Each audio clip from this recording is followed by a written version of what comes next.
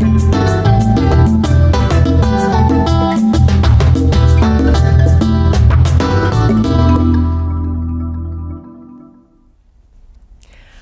welcome. I'm Becky Mayer, and I am the host of Transitions, Mind, Body, Spirit.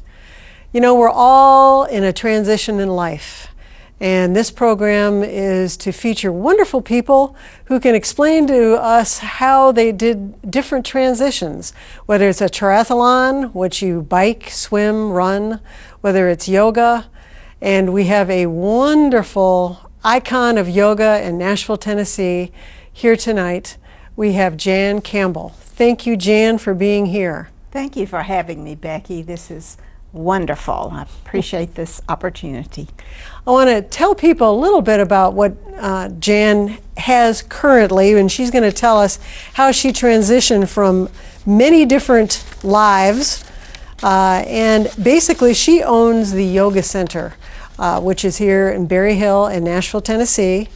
And she is a certified Iyengar instructor at the junior intermediate 3 level.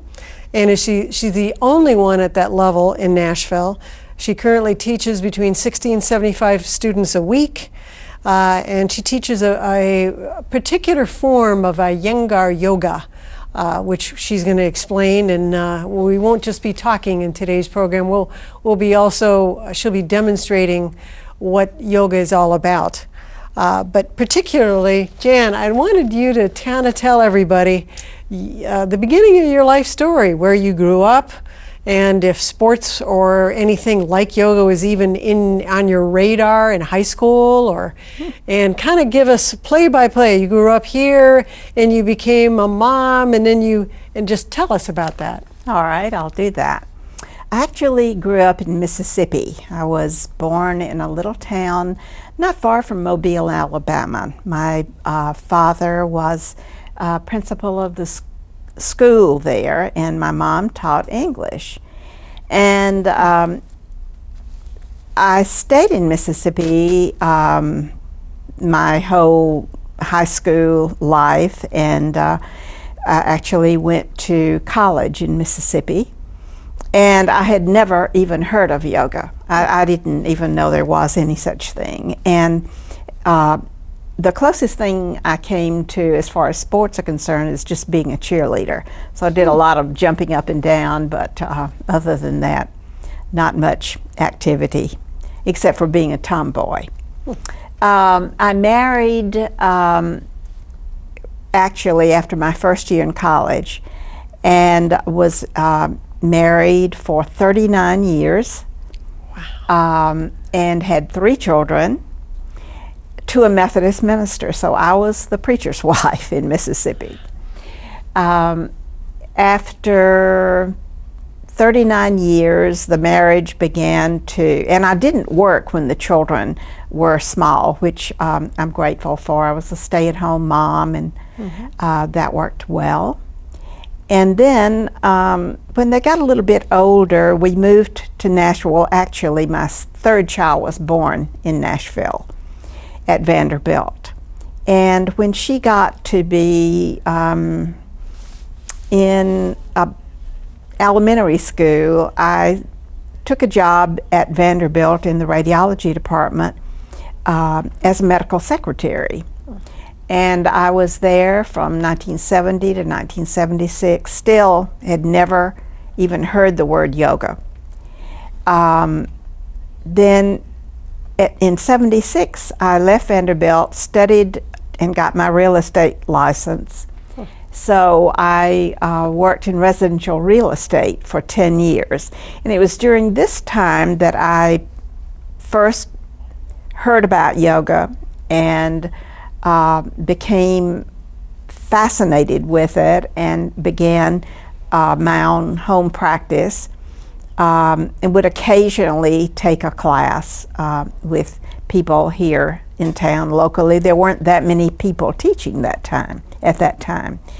So after 10 years in real estate, I was getting a bit burned out. I'm sure you can understand how that happens sometime. and decided I really needed a change, and that what I'd really like to do is to teach yoga. And there were no yoga studios at that time in Nashville. None in Nashville. None. People were teaching classes in church basements and just wherever they could rent a space, but no one had a studio. So I went out to California, to San Francisco, and did a month of study there at the Iyengar Institute in San Francisco, which is not a lot. I still didn't know very much, but I came back to Nashville and decided to open a studio in the back of my home. And my husband had a small business in Berry Hill, and we owned a house there. And it became very easy to just convert his large conference room into a yoga studio. So in November of 1986, I opened the first yoga studio in Nashville. Wow. And I'm still doing that. So lots of changes in my life. Actually, I think what got me interested in yoga in the first place is that my marriage was in trouble, and I began to do a lot of searching for just to find out who I am apart from being a mother and a wife, and yoga seemed to be a part of that transition for me. It helped me to know, number one, more about who I am as a person, and number two, it became my passion. I loved it, and I really wanted to share it with other people because the benefits for me were so amazing. So that's sort of the way I got started. So in November of '86, I started offering classes, and it has grown and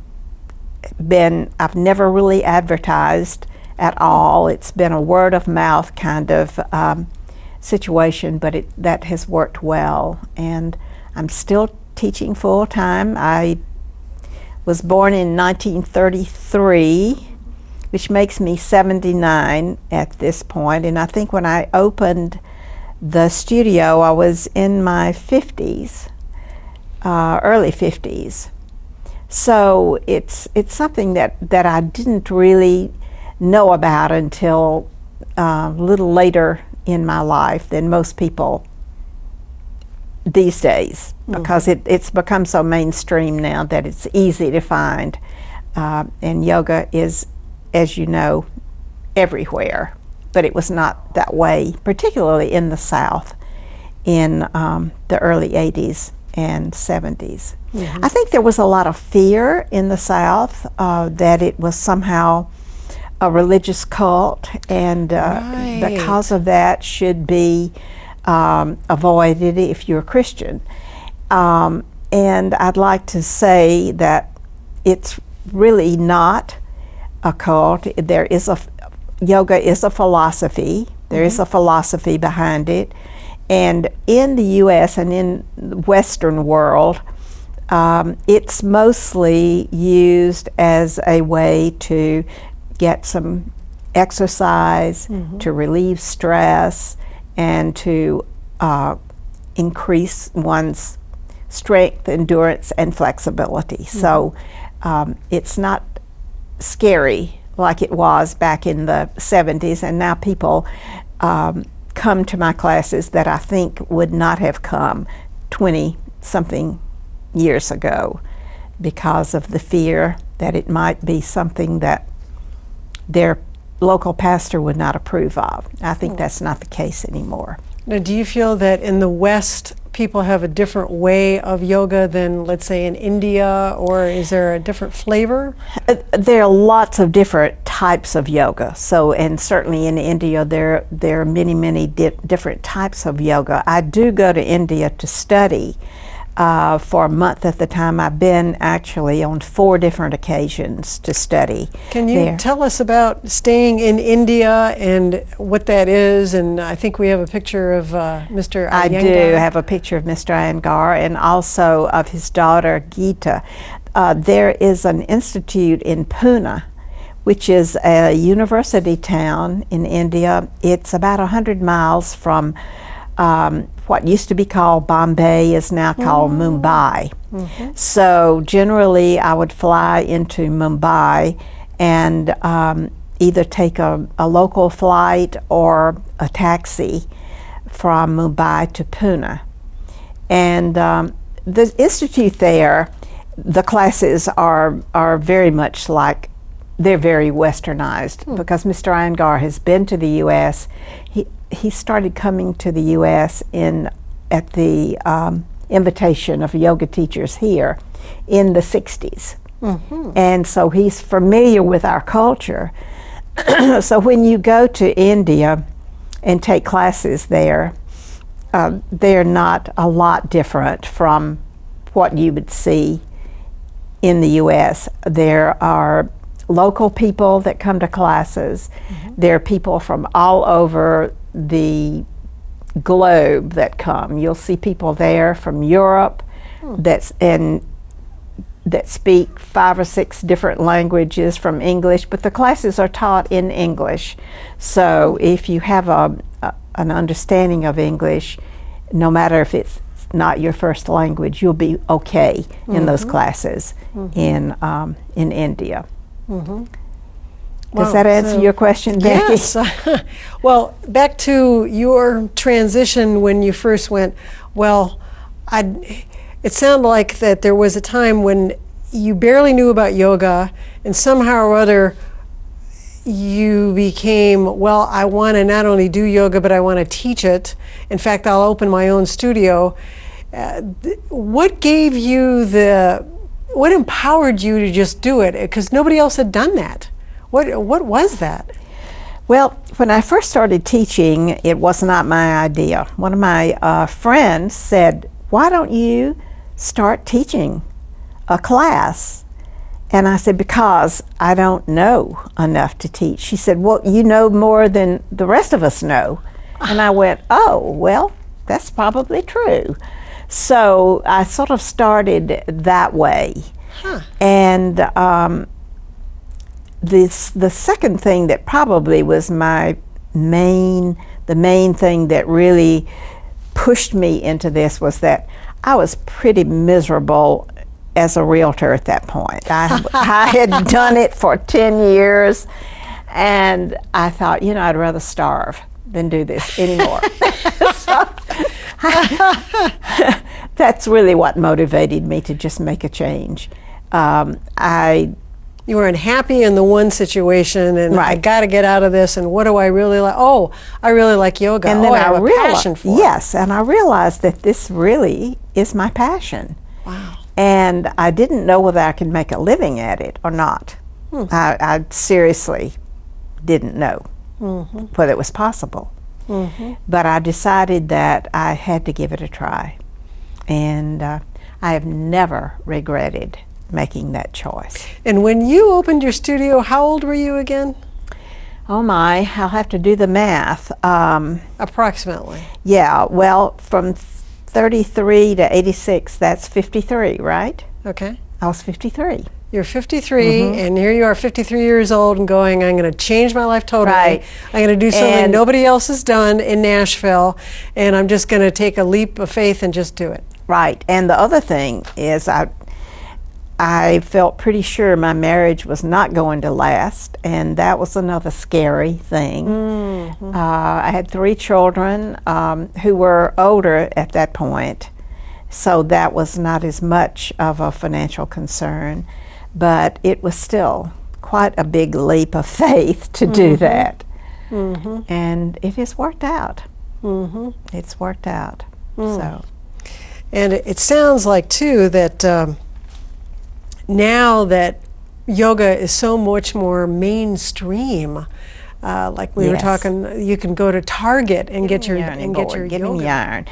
So it's sort of that way with the mat. You just roll out your mat, and then the rest of it comes easily. Do you find that, I mean, there's so many videos out, do you think that's a good thing to, okay, I'm going to put the video on and I'm going to go ahead and do my yoga, or is that a bad thing? What do you feel?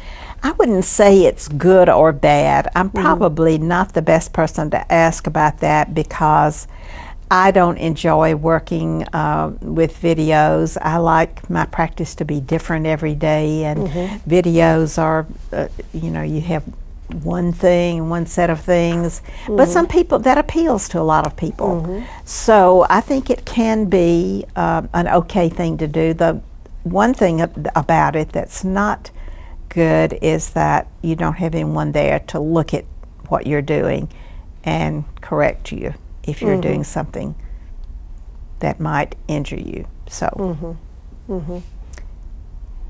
Very good. All right. Well, on this portion, we're going to take a little break, and we're going to see some amazing things. Instead of just talking about it, we're going to see some wonderful poses. And thank you. And we'll go to the next part of our program. thank you, Becky. All right.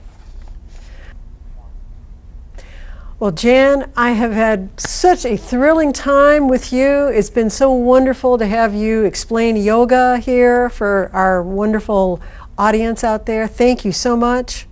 You are more than welcome. Thank you so much for having me. And remember, that's Jan Campbell at the Yoga Room in Berry Hill It's in the Nashville. Yoga Center. Woo! It is the Yoga Center, the Yoga Center in Berry Hill, Jan Campbell. And I think that we've all learned a lot, and I'm ready to get my yoga mat out and start doing it. All right, thank you very much. Thank you, Becky. Thank you. So we start with the sun salutation, and this is the first of the forward bends that you will see. And this pose is called downward facing dog pose. Now come forward into a lunge, and then back into downward facing dog, and then lunge on the other side.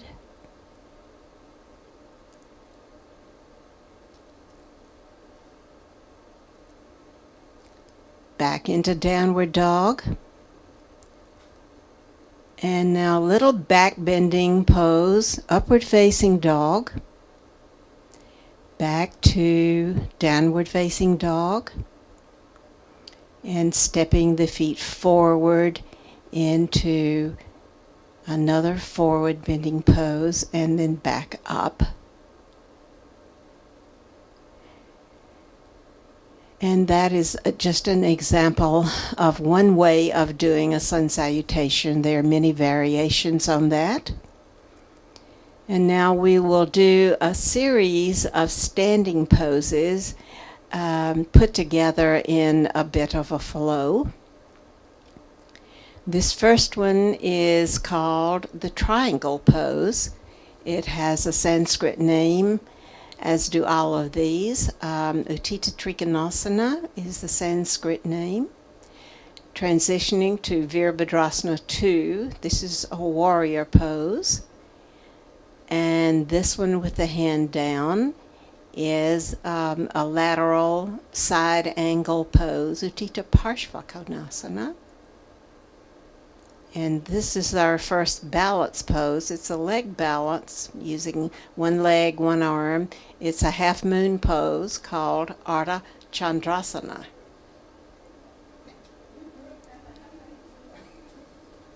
From here, there's another hero pose, Virabhadrasana 1.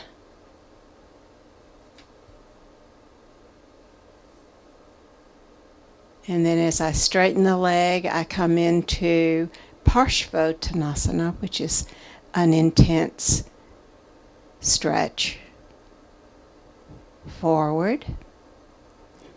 This pose is wide legs, so legs are wide apart, and it's called Prasarita Padottanasana, widespread hands and legs and feet pose. And then we will do the same series on the second side so that it's a balanced practice. First, triangle pose, Utthita Trikonasana.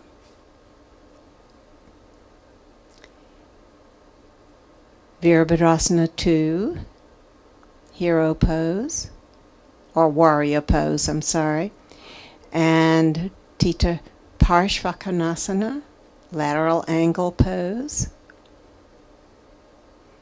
Another half moon pose, Ardha Chandrasana. Ardha means half, Chandra is moon.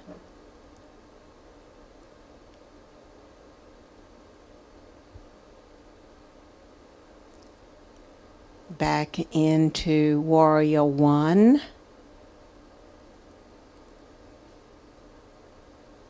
And straightening the leg into Parshvottanasana.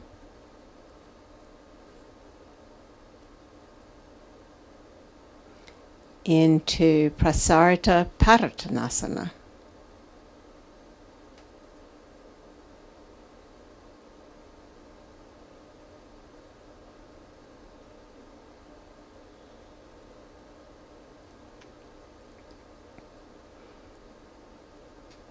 And coming back to standing.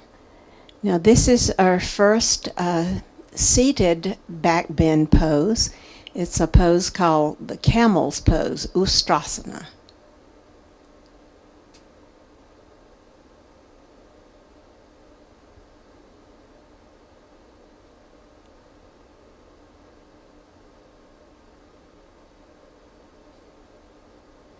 And then one more back bending pose just to get an idea of the different areas of the body that are involved in the different poses. So this is a stretch of the front of the body, and it's sometimes called the wheel. It is the Sanskrit is Urdhva Dhanurasana, so it's upward facing bow pose.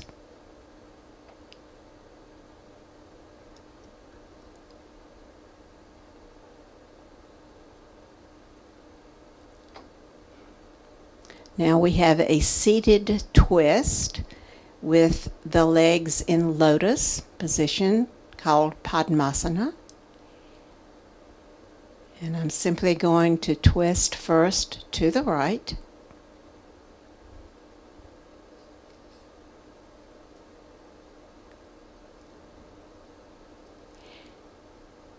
And now to the left.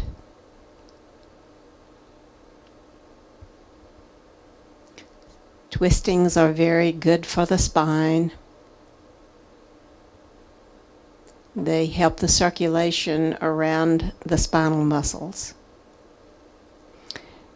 And this one is with one leg in lotus and coming forward over the extended leg into another, what we call a forward bend. So if you look at the shape of this, you can see it is an extension of the back body, whereas the back bending poses were extensions of the front body. So we'll do this on each side to stay balanced.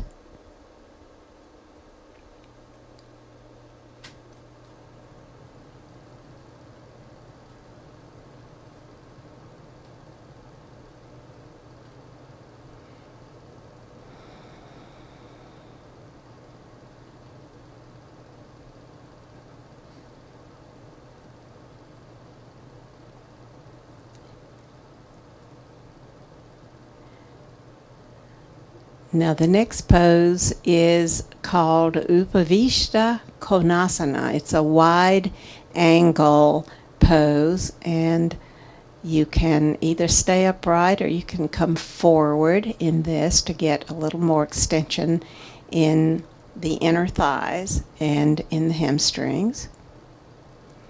And this pose is called the cobbler's pose.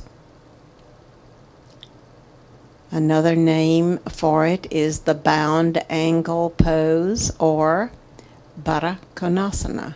Kona means angle, Baddha means bound. So the poses in Sanskrit all have English translations, and sometimes they're referred to by their English name, sometimes by their Sanskrit name.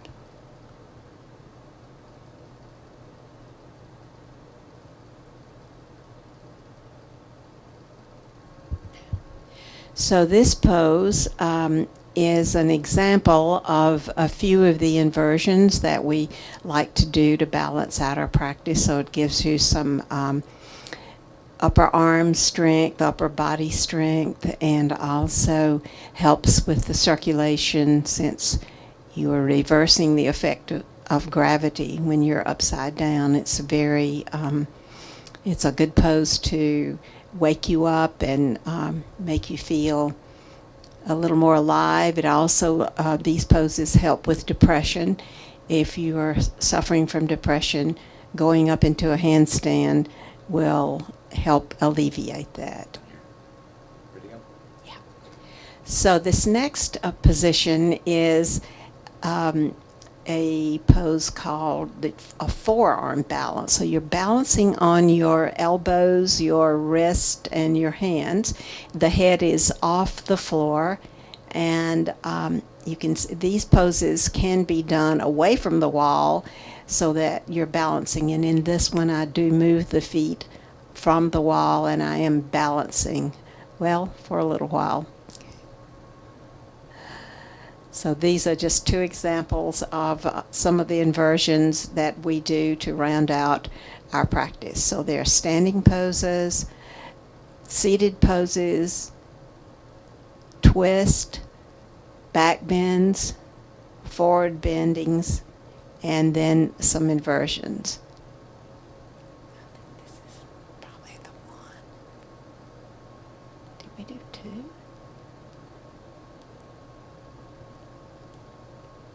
Okay, so here we go, forearm balance. And then you can do this in the center of the room if you have your balance. And many yoga students are very comfortable doing this in the center of the room. So the feet don't touch the wall in this one. Or you can do it at the wall touching.